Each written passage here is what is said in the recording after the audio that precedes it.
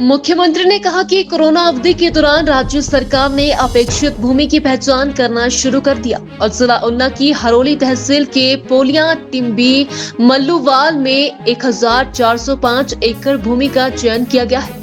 उन्होंने कहा कि पार्क की अनुमानित परियोजना लागत लगभग 1200 करोड़ रुपए है, जिनमें से सामान्य बुनियादी सुविधाओं के विकास के लिए भारत सरकार द्वारा 1000 करोड़ रुपए का वित्त पोषण किया जाएगा और इस पार्क में लगभग 8000 से 10,000 करोड़ रुपए का अनुमानित निवेश अपेक्षित है। उन्होंने कहा कि इससे लगभग 15,000 से 20,000 लोगों को प्रत्यक्ष रोजगार उपलब्ध हो सकेगा। फार्मा पार्क के लिए लगभग 100 से 120 मेगावाट बिजली की आवश्यकता है। जयराम ठाकुर ने कहा कि इससे पहले प्रदेश सरकार नालागढ़ में ड्रग ब्लॉक पार्क के लिए जमीन ढूंढ रही थी, लेकिन बाद में इसे ऊना में खोलने का फैसला लिया गया। उन्होंने कहा कि प्रदेश सरकार यह चाहती है कि पूरे प्रदेश का समग्र विकास हो। का एक कॉन्सेप्ट जो है वो देश के सामने आया और मुझे इस बात की खुशी है कि और जैसे इस प्रोजेक्ट के आने के बाद सारी इसकी प्रक्रिया आगे शुरू हुई तो हमने इसमें बहुत ज़ोर के साथ हमने कहा कि हमको इस पर प्रयत्न करना चाहिए, क्योंकि हम एशिया में जो है फार्मा की दृष्टि से नंबर 1 पे हैं और ऐसे में हमको इस पार्क के लिए अग्रेसिव होकर के बिडिंग करनी चाहिए और हमने की। और मैं ये भी कहना चाह रहा हूँ कि इसमें हमें केंद्र सरकार से जो इसमें खासतौर से जो हमको मदद मिलेगी वो 1000 करोड़ रुपए की मदद इसमें हमको खुशी है कि हिमाचल उसमें नंबर 1 पर रहा है, पहले नंबर पर। जो बिडिंग की प्रोसेस है एक्चुअली ये सारे प्रोसेस में जो फिर उसके बाद इवैल्यूएशन कैलकुलेशन का प्रोसेस उसमें काफ़ी लंबा लगा, लेकिन उसके बावजूद जो इवैल्यूएशन और कैलकुलेशन होने के बाद हिमाचल उसमें जो 3 इसमें जो है पहले नंबर पर रहा। पहला नंबर पर हिमाचल प्रदेश और एक गुजरात को मिला है, एक आंध्रा को मिला है, इस प्रकार से। तो इसमें ये मैं कहना चाह रहा हूँ कि इसमें टोटल लैंड जो इसमें है वो 1405 एकड़ लैंड इसमें, और जिसमें से गवर्नमेंट लैंड 1366 एकड़ है और प्राइवेट लैंड जो 39 एकड़ है। टोटल प्रोजेक्ट कॉस्ट जो है इसमें 1190 करोड़ रुपए है। और जैसे मैंने बताया कि ग्रांट एंड एड जो केंद्र सरकार से हमको मिलेगी वो 1000 करोड़ की है और स्टेट की ओर से इसमें लगभग 200 करोड़ 190 करोड़ के लगभग जो इसमें जो इन्वेस्टमेंट होगी इसमें 15,000 से के लगभग वो नंबर है। लेकिन टेक्निकल इश्यूज़ हैं उसमें, टेक्निकल इश्यूज़ उसमें हैं, उन सारी चीज़ों को एग्जामिन कर रहे हैं। तो वो तो आप लोगों के पास हो ना, आप भी तो सर्वे कर रहे होंगे मेरे ख्याल में आजकल। देखिए हम हिमाचल प्रदेश में सरकार बनाएंगे और जो काम बड़े बड़े लोग नहीं कर पाए उस काम को छोटे लोगों से इस बार करवाएंगे। छोटे लोगों मतलब हम छोटे लोग हैं, तो इसलिए मैं इतना ही कहना चाह रहा हूँ कि जो रिवाज बदलने की बात कही है हमने, तो पूरे देश भर में रिवाज बदल गया। उत्तराखंड में भी कहाँ बनती थी सरकार 5 वर्ष के बाद, रिवाज बदला तो सरकार बनी। उत्तर प्रदेश में 37 वर्षों के बाद कोई सरकार 5 वर्ष का कार्यकाल पूरा होने के बाद फिर सत्ता में आई है, तो रिवाज बदला है। हमारा हरियाणा का प्रदेश पड़ोस का है, 2014 में वहाँ पर चुनाव हुआ था और 2014 में मनोहर लाल जी की सरकार बीजेपी की सरकार बनी थी, उनके नेतृत्व में 2019 में फिर सरकार रिपीट हुई। रिवाज बदला है, पूरे देश में बदला है। मणिपुर में बीजेपी की सरकार थी फिर आई है, गोवा में बीजेपी की सरकार थी फिर आई है। तो ऐसे में सिर्फ मैं यही कहना चाह रहा हूँ कि जब पूरे देश में रिवाज बदल गया है तो हिमाचल इसमें पीछे क्यों रहेगा। हिमाचल भी बदलेगा रिवाज अब की बात, और हिमाचल में भी सरकार बनाएंगे। बिजली की अगर बात कहते हैं कि हमने उसमें काम करना शुरू कर दिया, हम 125 यूनिट पहले ही दे चुके हैं और इनको इस बात को भी सोचना चाहिए। जिस दिन हमने ये अनाउंसमेंट की थी महिलाओं के लिए 50% किराए में छूट और हिमाचल प्रदेश में 125 यूनिट बिजली मुफ्त देने की बात कही थी, और मुफ्त नहीं में इस बात को लेकर के हमने एक पर्टिकुलरली एक सेक्शन को राहत देने की बात की। राहत और मुफ्त दोनों चीज़ें अलग अलग हैं। तो उस वक्त इन्होंने, कांग्रेस के लोगों ने टिप्पणी की थी, कुछ नेताओं ने, कि पूरे हिमाचल को मुफ्त कोर बना दिया। तो आज अगर इस प्रकार से वो बातें कह रहे हैं, उनको उस बयान को उनको अध्ययन करना चाहिए कि उनने क्या बोला था और कौन उनकी बातों पर विश्वास करेगा। बेरोजगारी के लिए पीछे हमने हिमाचल प्रदेश में यात्राएं देखी हैं। अभी बेरोजगार यात्रा हिमाचल प्रदेश में शुरू करने जा रहे थे, वो यात्रा कहाँ पहुंची है आजकल हमको दिख नहीं रही है कहीं भी, बीच में ही कहीं वो गुम हो गई है। और इसके अलावा जहाँ जिन घोषणाओं का जिक्र कर रहे हैं उस पर 1500 रुपये 18 से 60 साल की महिलाओं को देने की बात कही, तो उनके ही एक नेता ने उस वक्त एक टिप्पणी की थी कि cut your coat according to your cloth, इनकी जितनी चादर है उतना पाँव फैलाओ। कांग्रेस पार्टी एक जिम्मेवार पार्टी है और जिम्मेवार पार्टी होने के नाते ऐसी घोषणाएं हम नहीं करते हैं, लेकिन उसके बावजूद भी किस हालात में ये सारी बातें कही जा रही है, कौन कह रहा है हमें मालूम नहीं। लेकिन कुल मिलाकर के कोई संभावना नहीं कांग्रेस पार्टी के लिए, न देश में न प्रदेश में। पार्टी की सरकार केंद्र में बनी है, हिमाचल प्रदेश को विकास के लिए भी विशेष तरजीह दी गई है, चाहे अटल जी का कार्यकाल रहा प्रधानमंत्री के तौर पर और चाहे अटल जी के बाद अब नरेंद्र भाई मोदी जी का है।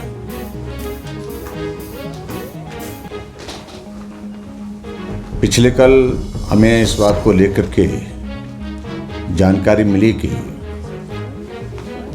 माननीय प्रधानमंत्री नरेंद्र भाई मोदी जी ने, जो हिमाचल प्रदेश के लिए एक बहुत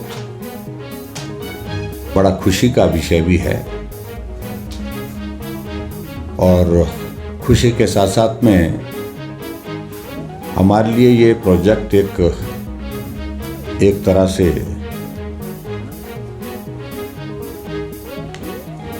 बहुत प्रेस्टिजियस एक इशू भी बन चुका था, क्योंकि हम इस पर बहुत बोल भी दिए थे।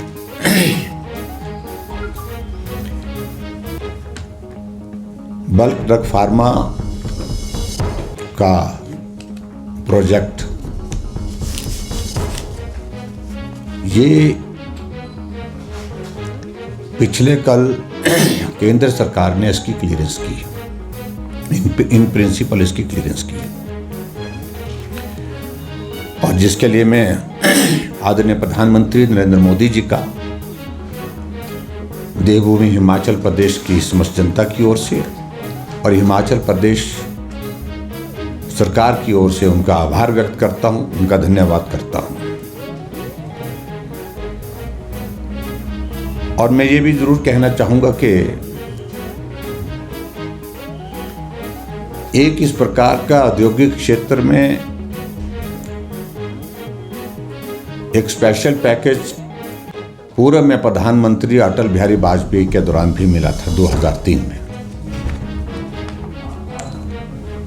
जो लंबा चलना था, लेकिन बीच में कांग्रेस की सरकार ने उसको बीच में ही स्थगित कर दिया।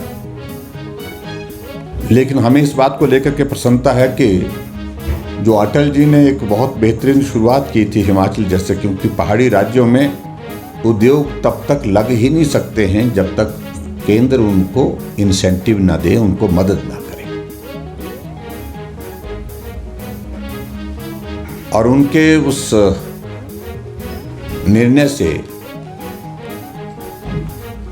नालागढ़ और बद्दी के बीच में जो ज़मीन अवेलेबल है, लेकिन उसके बाद हमें लगा कि एक जगह ही हम फोकस करेंगे डेवलपमेंट के हिसाब से भी, और उसके साथ दूसरा कुछ एक रिक्वायरमेंट थी, ज़मीन की रिक्वायरमेंट, ज़मीन के साथ साथ में पानी की रिक्वायरमेंट, ये सारी चीज़ें जहां आसानी से हमको उपलब्ध हो सकती थी, बेहतर ढंग से हो सकती थी, उसके लिए हमने प्लान किया कि दूसरा ऑप्शन लेना चाहिए। फिर ऊना का हमारा ये ऑप्शन हमारे सामने आया। और तो इस बात को लेकर के जो आपने पूछा है, तो निश्चित रूप से एक जगह ही इंडस्ट्रियल सेक्टर नहीं बढ़ना चाहिए। अभी तक हमारे लिए मुश्किल एक ही चीज़ की थी कि हमारे हिमाचल प्रदेश में जो अंदर के जो डिस्ट्रिक्ट है, दूसरे डिस्ट्रिक्ट हैं जहाँ पोटेंशियल मौजूद है इंडस्ट्रियल सेक्टर को ग्रो करने के लिए, लेकिन वहाँ कनेक्टिविटी का इशू रहता था।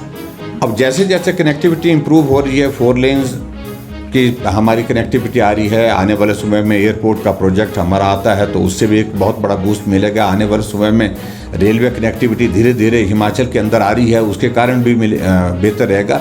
और उसके बाद निश्चित रूप से हिमाचल प्रदेश में बहुत जगह ऐसा हम आने वाले समय में देख सकते हैं जहां इंडस्ट्रियल सेक्टर जो है वो ग्रो करेगा, होगी और 10,000 इनडायरेक्ट एम्प्लॉयमेंट जनरेट होगी। ये एक बहुत बड़ा प्रसन्नता का विषय हमारे हिमाचल प्रदेश के लिए होगा। और इनके इसमें जो इनकी बिजली की जो रिक्वायरमेंट रहेगी वो 100 to 120 मेगावाट रहेगी। और पानी की अगर रिक्वायरमेंट की बात करें 10 से 15 MLD इसमें रहने वाली है। और इसमें जो एक इम्पॉर्टेंट एस्पेक्ट जो है जिसको लेकर के आप लोग ये जानना चाहेंगे कि हमने इसमें बिडिंग में क्या क्या अपनी ओर से जो है स्टेट गवर्नमेंट की ओर से जो उसमें इंसेंटिव देने की जो बात कही है। एक तो जो पावर टैरिफ जो है वो ₹3 पर यूनिट फॉर 10 ईयर्स, एक पार्ट ये था। और दूसरा उसमें zero maintenance charges and zero warehouse charges for 10 years. और इसके बाद जो एडिशनल इंसेंटिव थे, land rate at the rate of ₹1 per square metre per annum for 33 years. उसके बाद स्टैंप ड्यूटी में भी एग्जम्पशन हमने इसमें दिया है। और इसके अतिरिक्त interest subvention at 7% on term loan subject to maximum of ₹51 lakh per annum. और इसके अलावा 70% exemption on net SGST for 10 years. और उसमें जो इंफ्रास्ट्रक्चर के हिसाब से अगर हम बात करें, कॉमन इंफ्रास्ट्रक्चर फैसिलिटी की अगर हम बात कहें तो उसमें CETP जो है वो सेंट्रल एफिलिएंट ट्रीटमेंट प्लांट जो है वो जो है उसको उसमें प्रोविज़न उसमें साथ में किया गया है। Solid waste management, common warehouses, common solvent storage system, solvent recovery and distillation plant. और इसके अलावा dedicated power substation and distribution system. ये कुल मिलाकर के इस प्रकार की सारी चीज़ों की डिटेल में आपको सारी चीज़ें दी, वो लंबा है थोड़ा सा, इस सारे विषय को लेकर मैं समझता हूँ उतना वो हमारे लिए बड़ा महत्व का विषय है। आज हमारा बद्दी एशिया का नंबर 1 फार्मा हब है।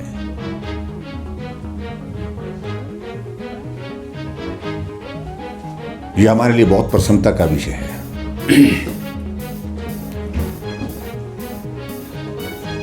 और अभी हाल ही में जिस बात को लेकर के हम लगातार प्रयत्न कर रहे थे, हमारी सरकार आने के पश्चात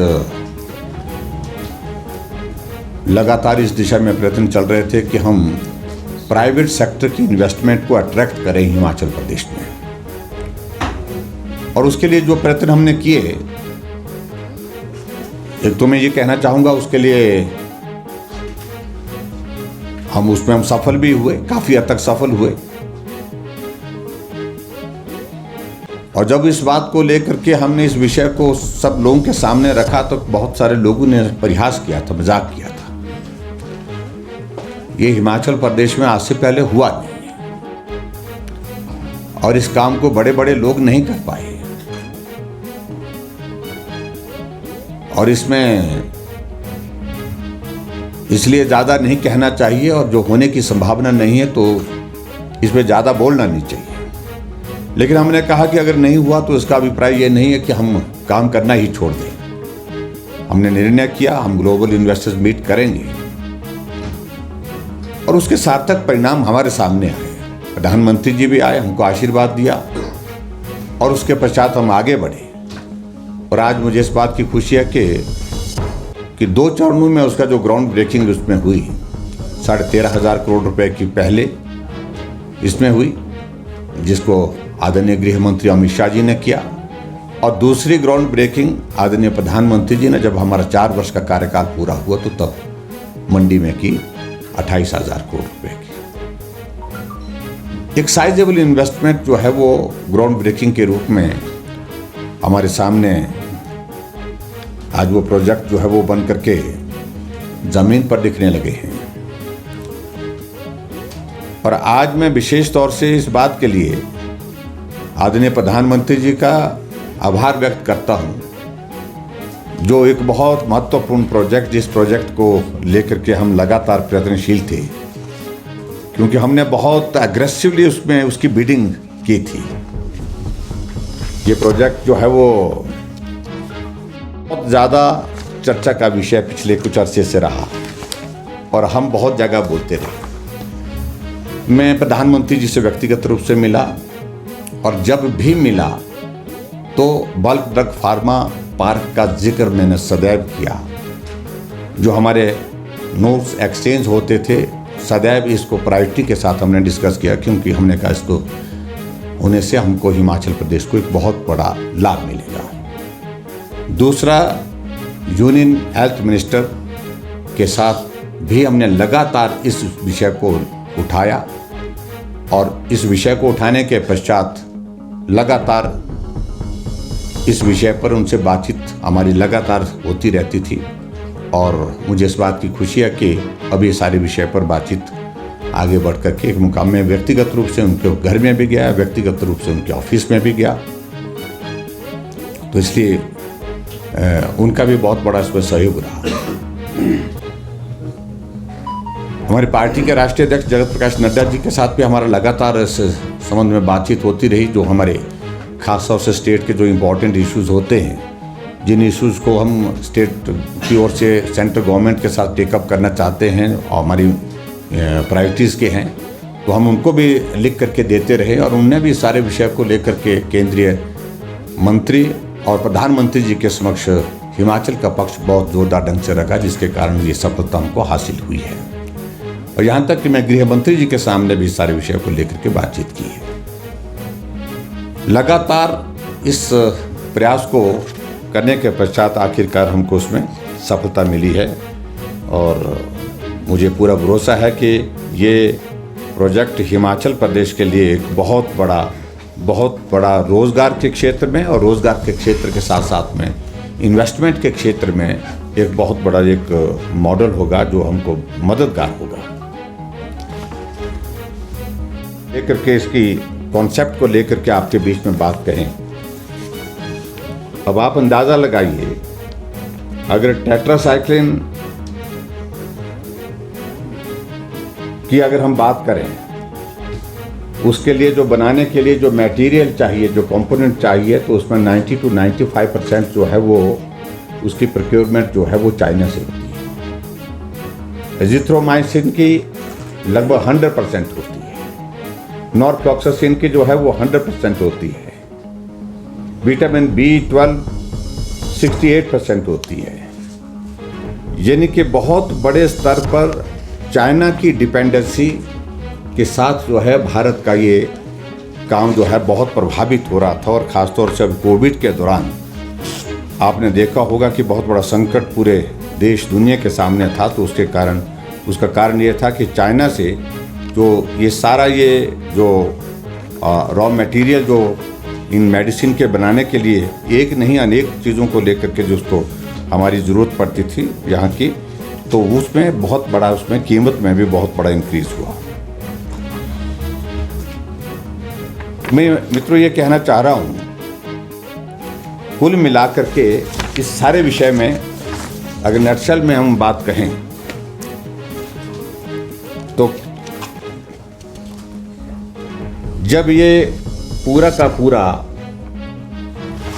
ये प्रोजेक्ट हमारा बनकर के तैयार होगा,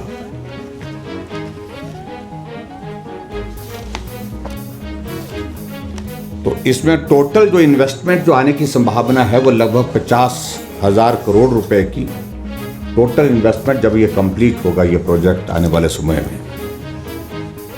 और इसमें जो इम्पोर्टेंट पार्ट ये है कि इसमें 20,000 से ज़्यादा नौजवानों को रोज़गार की संभावनाएं मिलेंगी और 20,000 डायरेक्ट लगभग, और इसके अतिरिक्त लगभग 10,000 इनडायरेक्ट रोज़गार की संभावनाएं इसमें उपलब्ध होंगी।